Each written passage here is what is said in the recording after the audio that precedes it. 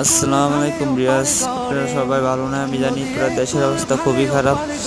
আপনাদেরকে একটা কথা আমি বলতে চাই, যারা যারা ফেনীতে খাবার নিয়ে যাইতেছেন বা সবাই এগিয়ে যান। আর হ্যাঁ, খুবই দরকার বোট বা নৌকা নিয়ে যান সবাই। এটা অনেক সমস্যায় দেখেন, একটা ভাই নদীতে পড়ে গেছে, ওটার মতন কিছু নাই। আর হ্যাঁ, প্রবাসীদেরকে বলি সবাই সাহায্য পাঠান। আপনারা হয়তো বা কাজ করে দিতে পারবেন না, কিন্তু আপনারা যে যেমনি পারেন, যেখান থেকে পারেন সাহায্য পাঠান। আপনাদের সাহায্য ছাড়া কারণ বাংলাদেশ চলাটা অচল। আর হ্যাঁ, যারা পাশে আছেন সবাই এগিয়ে যান, ইনশাল্লাহ সবাই যা সাহায্য করেন, কারণ আমি জানি বাংলাদেশ সবাই মানুষ একসাথে কাজ করলে ইনশাল্লাহ বিপদ থেকে উদ্ধার পাবে।